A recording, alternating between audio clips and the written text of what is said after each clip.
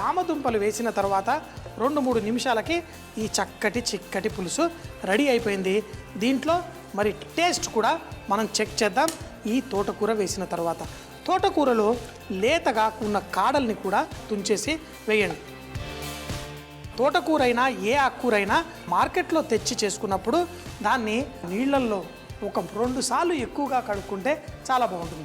నేనైతే ఆకుకూరలు తీసుకొచ్చినప్పుడు ఒక బౌల్లో నీళ్లు తీసుకొని అందులో ఆకు నానబెట్టేస్తాను ఒక 15 నిమిషాల పాటు. నానిన తర్వాత దాన్ని కడిగి అప్పుడే కట్ చేసుకుంటాను. మరి ఒక్కసారి కట్ చేసిన తర్వాత ఆకుకూరలు కడిగితే ఆ పౌష్టిక విలువలన్నీ వెళ్ళిపోతాయి. మరి ఇంకొకటి, తోటకూర మనం తెచ్చి క్లీన్ చేసుకొని ఫ్రిడ్జ్లో పెట్టుకోవచ్చు, కానీ నీళ్ళల్లో కడిగిన తర్వాత కొంచెం సేపు ఆరనిస్తే బాగుంటుంది. తోటకూర కడిగిన తర్వాత కొంచెం ఆరడం వల్ల అది ఆకు కుళ్ళిపోకుండా చాలా బాగుంటుంది. దానికోసమే దాన్ని న్యూస్ పేపర్లలో వాటిల్లో కూడా చుట్టి పెడుతుంటారు. పొడి గుడ్డలో చుట్టి పెట్టుకుంటే చాలా బాగుంటుంది. ఇందులో ఈ చిక్కటి కూర కొంచెం అంతా ఆ జిగురులా చక్కగా రెడీ అయింది. చామగడ్డ వల్ల అనుకున్నా లాస్ట్లో ఎప్పుడు కొంచెం ఉప్పు అడ్జస్ట్ చేసుకుంటా.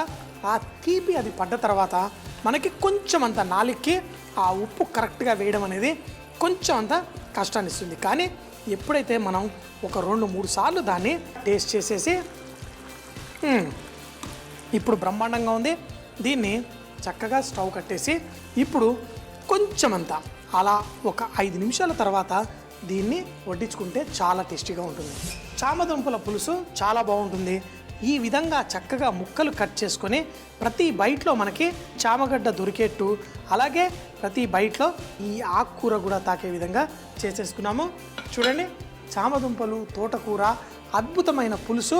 అందులో ఒకవేళ మీకు వీలైతే బియ్యము నీళ్ళతో లేకపోతే గంజి నీళ్ళల్లో చింతపండు కలిపి దాన్ని వేసుకోండి. దాని రుచి మరింత గొప్పగా ఉంటుంది. తోటకూర, మన చామదుంపల పులుసు పర్ఫెక్ట్గా రెడీ అయిపోయింది.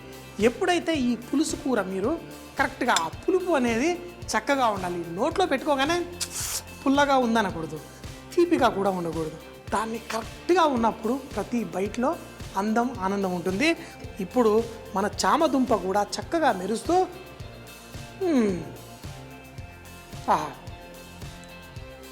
ఆ అద్భుతమైన రుచి ఇప్పుడు చామదుంపలకు వచ్చేసింది. చామదుంపలు ఆరోగ్యానికి చాలా మంచిది. ఈ తోటకూర పులుసు కూడా మంచి టేస్టీగా, కొంచెం అంత చింతపండు పులుసు అయినా టమాటా పులుపు వేసిన ఈ తోటకూరకి మంచి టేస్ట్ వచ్చేస్తుంది.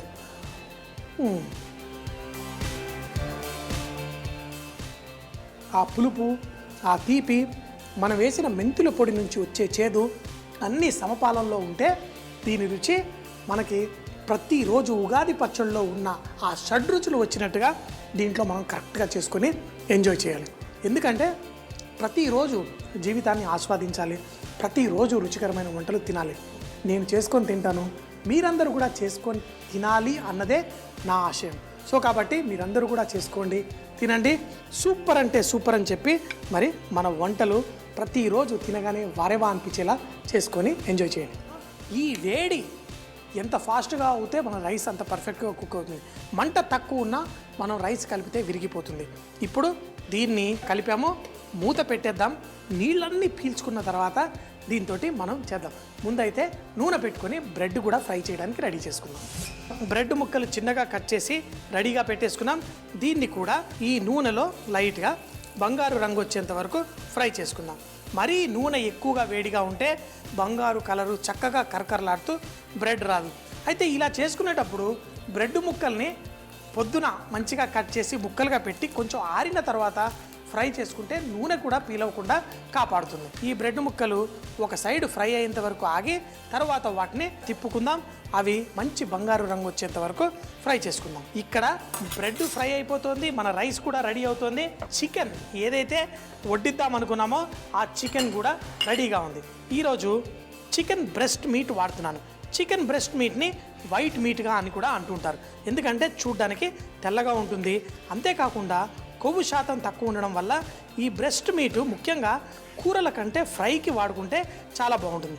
అలా అని మార్కెట్లో తెచ్చి దానికి మసాలాలు అన్నీ పట్టించకుండా కూరల్లో వేసేసుకుంటే రబ్బర్లా అవుతుంది.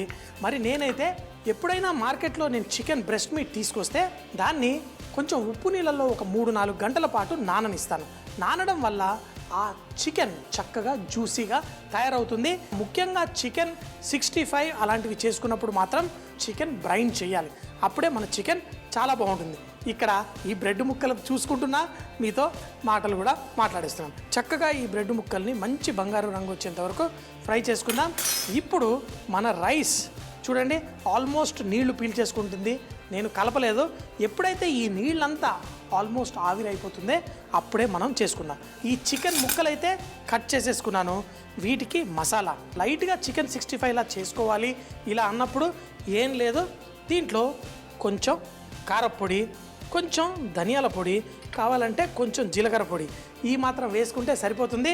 దీంట్లో ఉప్పు. అయితే మరి ముక్కలు చూడ్డానికి కొంచెం ఎర్రగా కనిపించడం కోసం ఇందులో కొంచెం ఎర్రటి కలర్ ఉన్నది కూడా మనం వేసేసుకోవచ్చు. దానివల్ల చికెన్ ముక్కలు ఇలా ఎర్రటి రంగుతో కూడా ఉంటాయి. దీనిపైన ఇలా కలిపి పెట్టేసుకున్న తర్వాత ఫ్రై చేసే ముందు కొంచెం అంత బియ్యం పిండి కానీ మైదా పిండి కానీ దీనికి పట్టిస్తే మనం వేసిన ఈ కారప్పొడి మసాలా అదంతా దీనికే పట్టేసుకొని ఉంటుంది. కావాలంటే కరివేపాకు కూడా లైట్గా దీనికి పట్టించవచ్చు. స్లోగా బ్రెడ్ ముక్కల్ని ఫ్రై చేసుకుంటే ఈ ముక్కలు మంచిగా కరకరలాడుతూ తర్వాత మన బిర్యానీలో కూడా ఉంటాయి. అదే కనుక లోపల ఇంకా పచ్చిగా ఉండి సరిగ్గా లేకపోతే మనది బాగోదు. మన రైస్ అంతా చక్కగా నీళ్ళంతా పీల్చేసుకొని రెడీగా అయిపోతుంది. మన నూనె కూడా కావలసినంత వేడిగా ఉంది. మన చికెన్ని కూడా ఇప్పుడు ఫ్రై చేసేసుకోవచ్చు. మన చికెన్ ముక్కలకి కొంచెం అంత బియ్యం పిండి కూడా ఇలా వేసేసుకుంటాను. ఈ చికెన్ ముక్కల్ని కూడా ఫ్రై చేసేసుకుందాం. ఎందుకంటే వెజిటేరియన్ వాళ్ళకి మన చక్కటి వెజిటేరియన్ బిర్యానీ రెడీ అయిపోతుంది. ఇప్పుడు చికెన్ తినే వాళ్ళకి కూడా మరి ఈ చికెన్ రెడీ చేసి ఈ రైస్ పైన వేసేసి చక్కగా వడ్డించేసుకోవచ్చు. ఈ చికెన్ ముక్కల్ని కూడా మంచిగా కుక్ అయ్యేంత వరకు ఫ్రై చేసుకుందాం. వేడివేడిగా వడ్డించేద్దాం. ఎప్పుడైతే నీళ్ళన్నీ పీల్చేసుకొని అంతా రెడీగా ఉందో కొంచెం కొత్తిమీర కూడా పైన జల్లుతాను. కానీ ఈ కొత్తిమీర కంటే ముఖ్యం కొంచెం అంత కుంకుమ పువ్వు నీళ్ళు కూడా లైట్గా వేసేసుకుందాం. మనకి చూడ్డానికి కూడా రైస్ బాగుంటుంది. ఇప్పుడు మంట కూడా తగ్గించేసాను. మరొక 2 నిమిషాలు తక్కువ మంటలో కుక్ చేసుకుంటే రెడీ అయిపోతుంది. కానీ మన బ్రెడ్ ముక్కలు ఇలా పర్ఫెక్ట్గా అయిపోయిన తర్వాత దీనిపైన మనం బ్రెడ్ ముక్కలు వేసేసుకుందాం. ఇలా బ్రెడ్ ముక్కలు వేసేసి తేమలో ఈ బ్రెడ్కి ఒక మంచి ఫ్లేవర్ కూడా వచ్చేస్తుంది. అప్పుడు దీన్ని వడ్డించుకుందాం. కావాలి అంటే మీరు నెయ్యి కూడా బిర్యానీలో వేసుకోవచ్చు. కొంచెం అంత నెయ్యి తీసుకొని దాన్ని లైట్గా ఇలా వేసుకున్నారనుకోండి, దావత్ బాస్మతి రైస్కి మంచి సువాసన మరింతగా వచ్చేసి చాలా టేస్టీగా ఉంటుంది. ఈ మాత్రం కొంచెం నెయ్యి పైన వేసాను. ఇందులోనే స్లోగా కుక్ అవనిద్దాం. ఇక్కడ చికెన్ ముక్కలు చూస్తే ఆల్మోస్ట్ ఇంకొక నిమిషంలో రెడీ అయిపోతుంది. రైస్ రెడీ అయిపోతుంది. ఇంకా వడ్డించుకోవడము, డింగ్ డాంగ్ డింగ్, తినేయడము, ఎంజాయ్ చేయడం. రైస్ కూడా స్టవ్ కట్టేశాను. మరి చికెన్ ఇక్కడ లాస్ట్లో కొంచెం కరివేపాకు వేసుకుంటే ఆ కరివేపాకు ఫ్రై అయ్యి కూడా చికెన్కి మంచి టేస్ట్ వస్తుంది. ఇప్పుడు లైట్గా అందులో ఫ్రై అయిన తర్వాత ఈ చికెన్ ముక్కల్ని బయటికి తీసేద్దాం. వేడిగా మనం వడ్డించేసుకుందాం. చూడండి చికెన్ ముక్కలు ఇట్టే రెడీ అయిపోయాయి ఎంతో పర్ఫెక్ట్గా. ఆ చికెన్ ముక్కలు కట్ చేసుకునేటప్పుడు కూడా మరీ చిన్న ముక్కలు కాకుండా కొంచెం మీడియం సైజ్ ముక్కలు చూపించిన విధంగా మీరు కట్ చేసుకుంటే తినేటప్పుడు కూడా చాలా బాగుంటుంది. కొంచెమంత ఆవిరి తగ్గి కొంచెమంత ఆ వేడి తగ్గిన వెంటనే ఈ బ్రెడ్ చక్కగా అన్నీ వేసుకున్న ఈ బాస్మతి రైస్ తోటి ఈ అన్నాన్ని చక్కగా వడ్డించుకుందాం. అయితే దీన్ని ఏ మెథడ్లో కుక్ చేసాం? అబ్జార్ప్షన్ మెథడ్, అంటే నీళ్లు చక్కగా దీంతోటే పీల్చుకునే విధంగా చేసాం. అదే మనము రైస్ పక్కన కుక్ చేసి వేసి ఉంటే చాలా పొడిగా వస్తుంది. ఇలా చేసుకున్న నేను చూపించిన విధంగా మీరు చేసుకుంటే ఒక్కొక్క మెతుకు సపరేట్ అయ్యేలా ఇలా వస్తుంది. ఒకటేంటంటే నా గొప్పతనం కాదు, మనం వాడే బాస్మతి రైస్ కూడా గొప్పతనం. అదే పాత రైస్ అంటే చక్కగా ఇలా పలుకులుగా ఎంత చక్కగా వచ్చేస్తుందో చూడండి. వెజిటేరియన్స్కి అయితే చక్కగా కూరగాయలు అన్నీ పర్ఫెక్ట్గా ఉన్నాయి. మీరు రైతాతో వడ్డించుకుంటారా, దేంతో వడ్డించుకుంటారో మీ ఇష్టం.